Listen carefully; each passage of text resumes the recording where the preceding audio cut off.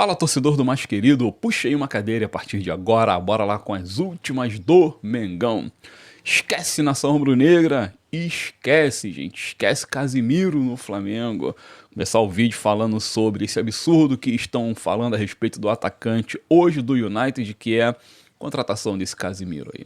Vários motivos, na minha opinião, depõem completamente contra essa ideia. Primeiro deles, como é que tu vai pensar no atacante para depois da Copa do Mundo, se agora que a gente está atravessando a primeira metade da temporada, sabe?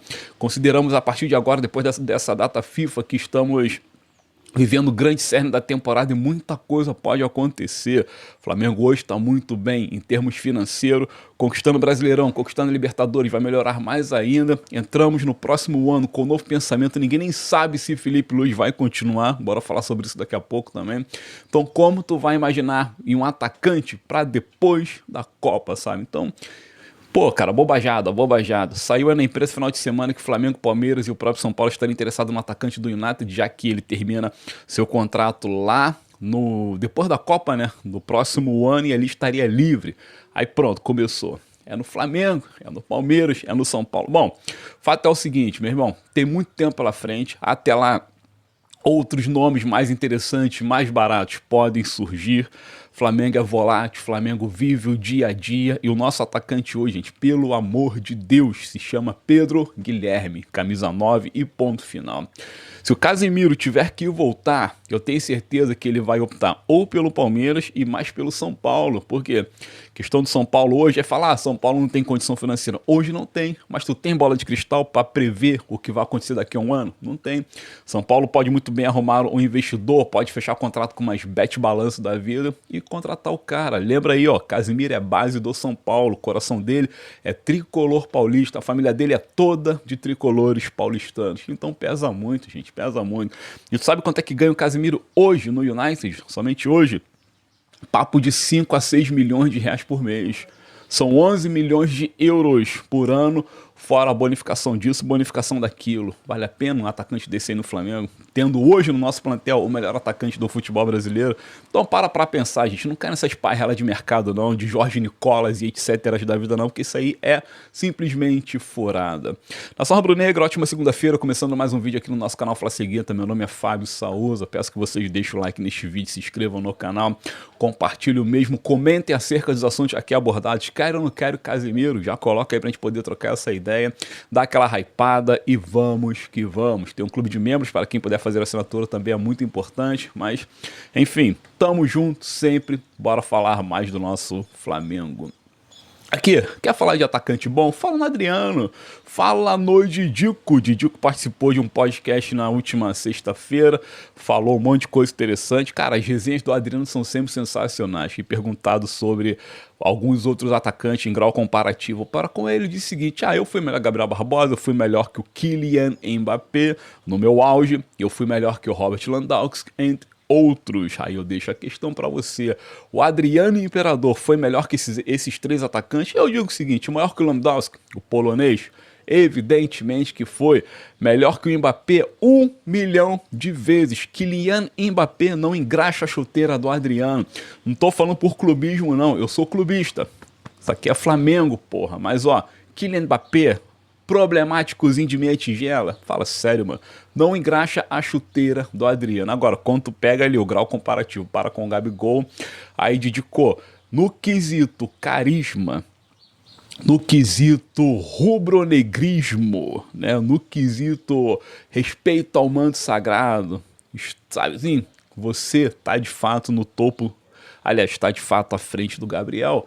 Mas no quesito artilharia e gols e graus de importância, embora você tenha sido ex-campeão brasileiro, tirou o Flamengo de uma fila longuíssima também, junto com o Pet e tudo mais.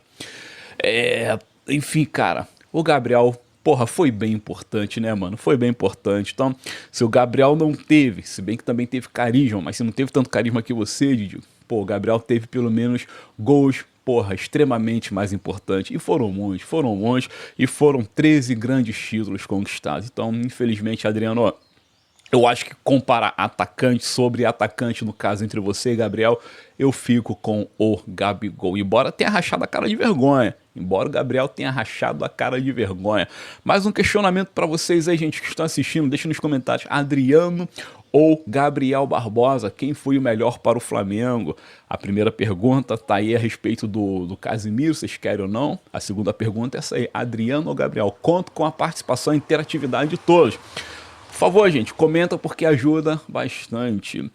Os jogadores do Flamengo, os uruguaios Arrascaeta e Varela, Guilherme Varela, foram dispensados do Uruguai. O Uruguai vai fazer amanhã seu último jogo nas eliminatórias contra o Chile, lá na casa dos chilenos. E Arrascaeta e Varela foram dispensados porque o Uruguai já está classificado. E o Bielsa não quis submeter os atletas a cansaço extremo, já que o Pulgar a gente fala daqui a pouco, que o Guilherme Varela apresenta um quadro de pubalgia. Pubalgia tal da inflamação na região do pubis, cara. Uma das piores lesões de serem curadas, segundo os próprios boleiros, assim o dizem. Preocupa de antemão a participação do Varela daqui em diante. Flamengo, domingo, 4 da tarde, entra em campo contra a Juventude. Ou eu falo a Juventus, ou eu falo Juventude, né? Porra, pelo amor de Deus. Então, preocupa a titularidade do Varela contra o Juventude, joga em Caxias do Sul, 28 anos que o Flamengo não vence lá, parada duríssima, então vamos ficar à mercê do Emerson Royal. O Royal tá fazendo tratamento intensivo para curar o tornozelo, inclusive não passeou, não fez nada nessa data FIFA, até em casa sendo tratado pelo fisioterapeuta, porque vai caber a ele a missão de tomar conta da nossa lateral direita.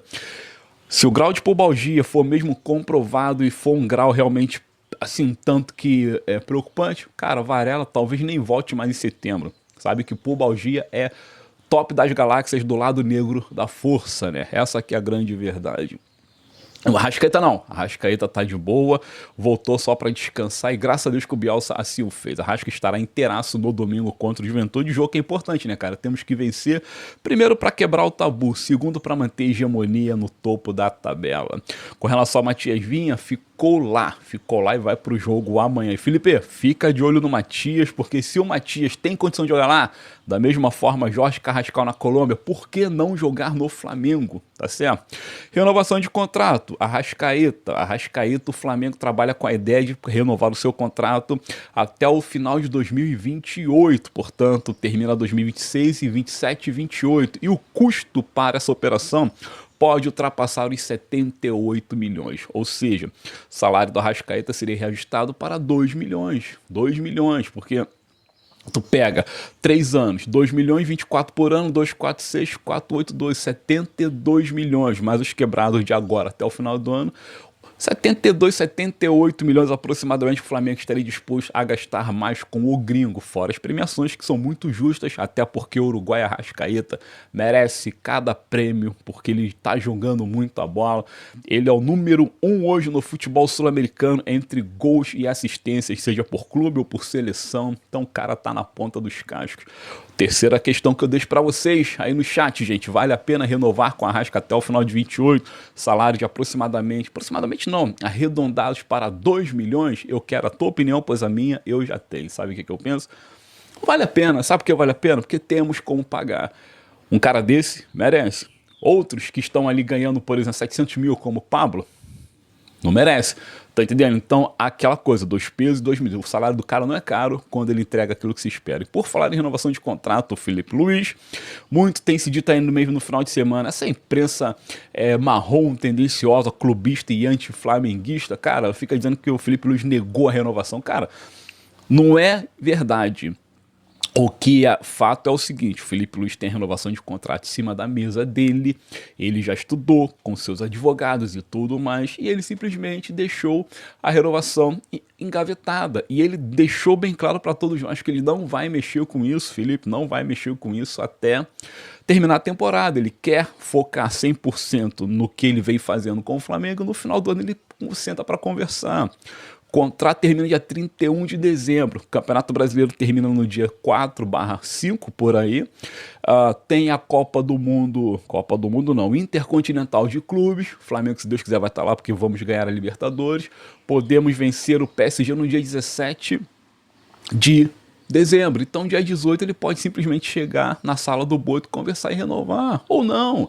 Mas ele vai renovar, gente. Provavelmente ele vai renovar. Ele pede uma valorização salarial e ele só tá esperando terminar a temporada para poder discutir isso com calma. Então, peraí, quando vier um pastelão, só porque é jornalista, hoje em dia, na verdade, nem precisa ter. Hoje em dia não, né? Já há muito tempo, não precisa nem ter nenhuma faculdade que seja para ser jornalista. Por isso que essa imprensa tá ridícula do jeito que tá e toda tendenciosa. Vem qualquer pastelão. Quando vieram desses dizendo que Felipe Luiz negou, não é verdade. Ele olhou e colocou suspenso. Negar é uma coisa, suspender é outra. Está suspensa a negociação por hora. É isso, gente, é isso, tá certo? Vocês estão vendo aí que o Eric Pulgar vai fazer o exame de tomografia para detectar o grau da fissura ali, do quinto metatarso do pé, né? Provavelmente, se ele tiver condições, ele ainda volta agora em setembro. Se não, se a lesão continuar do mesmo estágio, porque a cicatrização nisso sim é muito difícil, porque é uma área muito de movimentação, não dá para tu isolar 100% aquela parte do dedinho, então deve demorar. Caso demore, Pulgar provavelmente só em outubro mesmo, o Flamengo vai trabalhar duro para que ele volte antes. Agora aqui, gente, ó, a notícia meio zoada é a respeito da morte do Augusto, como é que é? Gustavo, Augusto Gustavo, não, qual é o nome do rapaz, cara? Agora me fugiu a memória. O senhor do X de Abranches, tá? O senhor do X de Abranches, nosso ex-presidente, faleceu neste final de semana com 88 anos, enfim. Gente, presidente histórico pra caramba. Eu sei que durante esse último pleito aí, pra corrida atual presidente do Flamengo, o Dunche, o filho, Dunche Filho, foi assim, atacado por todos, tá? Por todos os outros rivais e foi taxado de soberbo, disso, aquilo, de moleque, papapá. Cara, mas a família Danches de Abranches, ela é simplesmente histórica por demais à frente do Flamengo. Sempre estiveram dentro do Flamengo. E o pai que faleceu neste final de semana foi o presidente da campanha de 80 e foi até 83.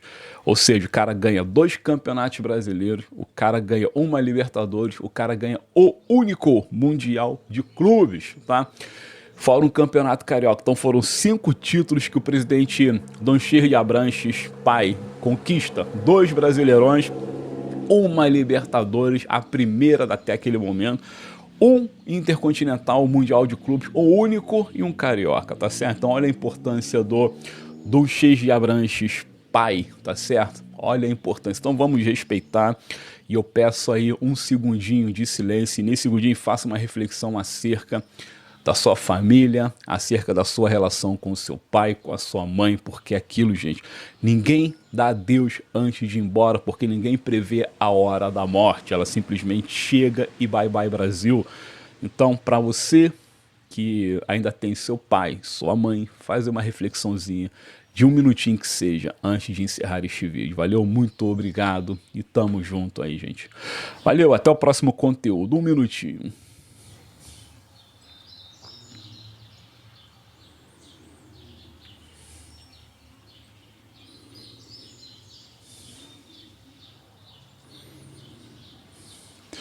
Valeu, tamo junto.